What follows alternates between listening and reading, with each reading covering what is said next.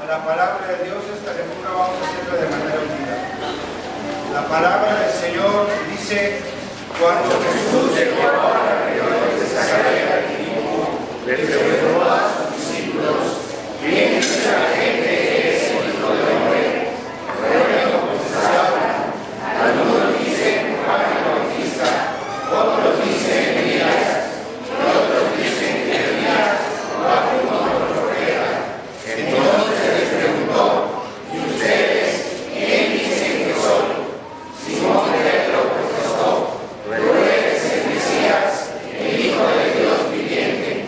Jesús respondió: el mío eres Simón, hijo de Juan, porque mi Padre está en el cielo para revelar. No lo aprendiste de ningún ser humano. Ahora te digo que tú eres Pedro, que quiere decir roca, y sobre esta roca edificaré mi iglesia, y el poder de la muerte no la conquistará, y te daré las llaves del reino del cielo. Todo lo que prohíbas en la tierra será prohibido en el cielo, y todo lo que permitas en la tierra será permitido en el cielo. Luego advirtió severamente a los discípulos que no le contaran a nadie que él era el Mesías. A partir de entonces, Jesús empezó a decir claramente a sus discípulos que era necesario que fuera a Jerusalén y que sufriera muchas cosas terribles a manos de los ancianos, de los principales sacerdotes y de los maestros de la ley religiosa. Lo matarían, pero al tercer día resucitaría. Entonces Pedro lo llevó aparte y comenzó a reprenderlo por decir semejantes cosas. Dios nos libre, Señor, dijo: eso jamás te sucederá a ti. Jesús se dirigió a Pedro y le dijo: aléjate de mí, Satanás, representas una trampa peligrosa para mí. Ves las cosas solamente desde el punto de vista humano, no desde el punto de vista de Dios. Luego Jesús dijo a sus discípulos: si alguno de ustedes quiere ser mi seguidor, tiene que abandonar su manera egoísta de vivir, tomar su cruz y seguirme. Si tratas de aferrarte a la vida, la perderás, pero si entregas tu vida por mi causa, la salvarás. Amén. Palabra de Dios que Él ha de bendecir. Esta celebración se pudiera llevar a cabo. Ellas lo saben, y nuestro Dios lo sabe. El trabajo que hacemos y que ellas hicieron para el reino junto con el resto de la congregación no será en vano. Y Él nos recompensará de acuerdo a sus riquezas en gloria. Reconocimiento también al hermano Daniel, que con su ahínco, con su conocimiento musical, acompañado de nuestro hermano Carlos Suárez y nuestro ministro de alabanza Pablo, también pudieron sacar adelante esta participación coral, la cual alabamos y presentamos el mensaje de nuestro Dios a ustedes. Muy bien, permítame ahora, ya entrando en materia, leer una vez más los versículos 16 al 19 de Mateo 16, el pasaje que acabamos de leer. Le voy a pedir que por reverencia a la palabra de Dios nos pongamos de pie mientras yo leo esta porción del Evangelio. Voy a leer en la revisión 60, nosotros hicimos la lectura, la nueva traducción viviente. Dice la palabra de Dios: respondiendo Simón Pedro dijo: tú eres el Cristo, el Hijo del Dios viviente. Entonces le respondió Jesús: bienaventurado eres Simón, hijo de Jonás, porque no te lo reveló carne ni sangre, sino mi Padre que está en los cielos. Y yo también te digo que tú eres Pedro, y sobre esta roca edificaré mi iglesia, y las puertas de Hades no prevalecerán contra ella. Y a ti te daré las llaves del reino de los cielos, y todo lo que atares en la tierra será atado en los cielos, y todo lo que desatares en la tierra será desatado en los cielos. Puede tomar asiento. Este pasaje de la Escritura es sin duda uno de los más esperanzadores, si no el que más, en todo el Nuevo Testamento en relación a la plantación de iglesias.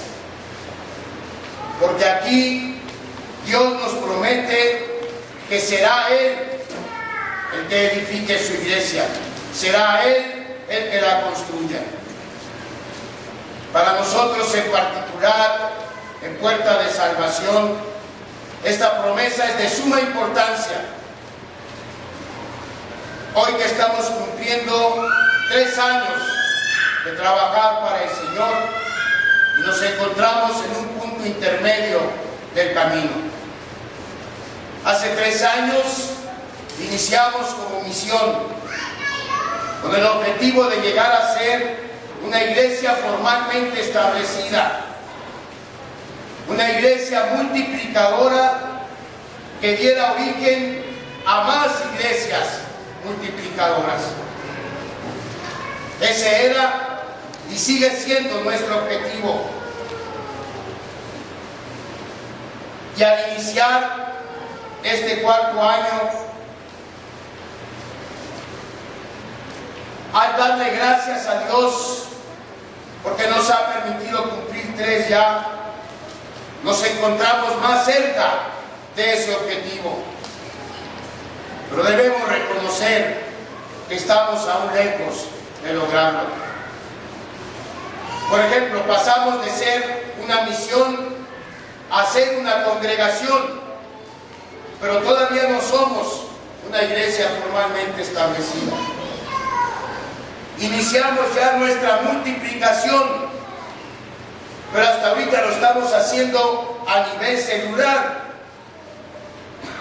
Hoy tuvimos la bendición de recibir como miembros en plena comunión a Selene y a Andrés, los 2 primeros hermanos que asistieron a la primer célula de estudio bíblico que como congregación establecimos en el hogar de Josué y de Leslie.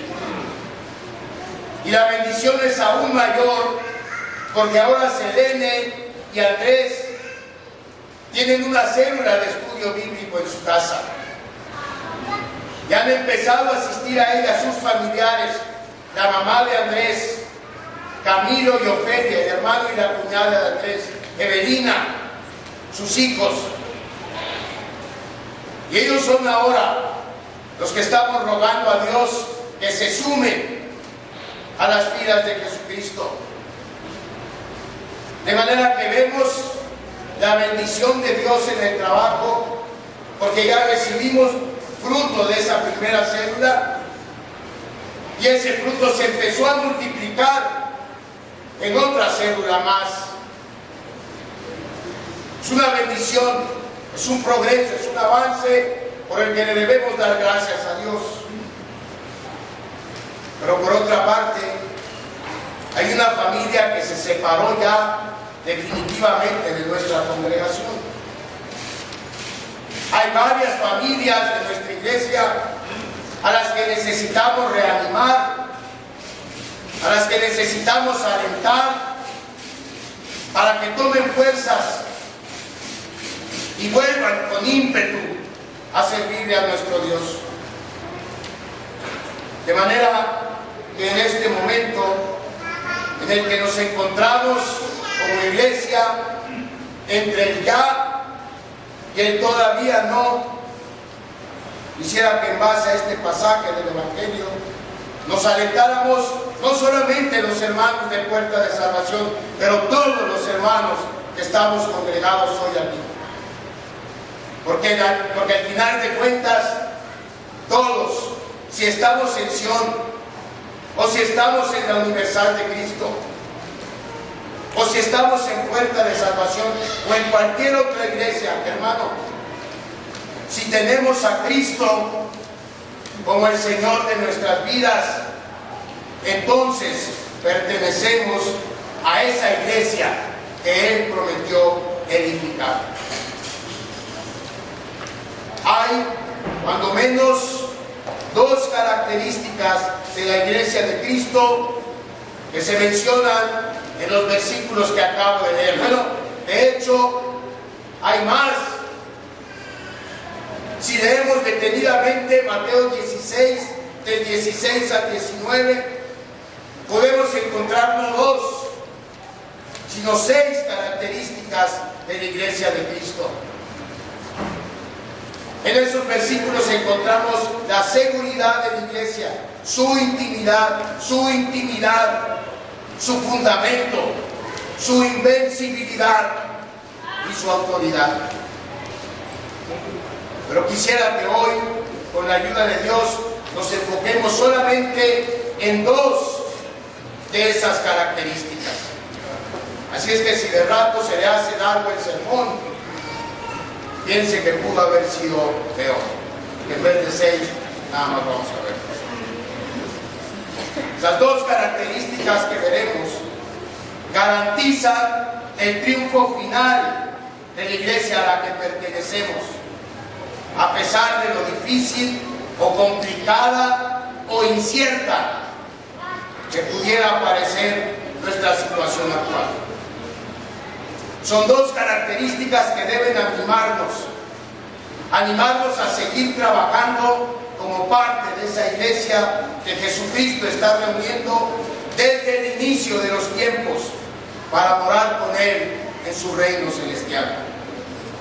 Vamos a revisar pues estas 2 características de la iglesia de Cristo, pero antes vamos a orar para ponernos en sus manos.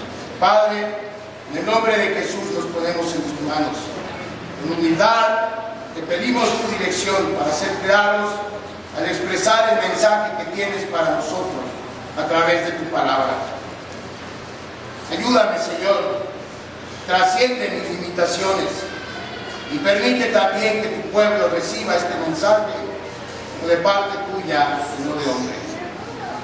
En Cristo Jesús, nuestro precioso Salvador y nuestro único Señor, oramos. Amén.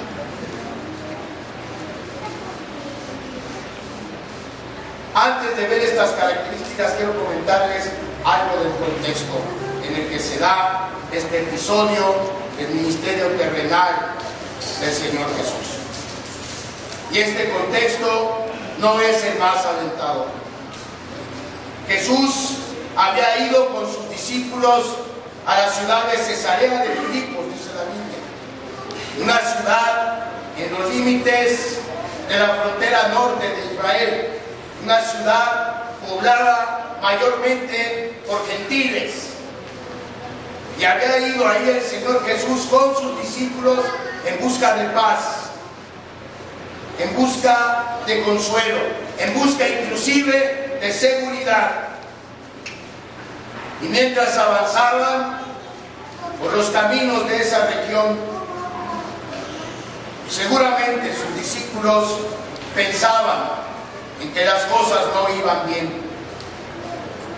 Los líderes religiosos y políticos de Israel, junto con una buena parte de la población común, habían rechazado a su maestro, habían rechazado el mensaje de su maestro.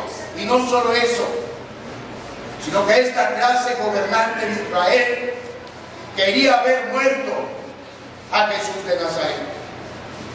Unos versículos más adelante, en este mismo capítulo 16, Mateo narra cómo el Señor le dice a sus discípulos que iría a Jerusalén para ser asesinado. Ahora, ellos sabían que Jesús era el Mesías. La confesión de Pedro en el versículo 16, tú eres el Cristo, el Hijo del Dios viviente, resume lo que estos hombres habían llegado a conocer de Jesús de Nazaret por revelación de Dios. Todos, excepto uno tal vez, estaban convencidos que Él no era otra cosa que Dios manifestado en carne.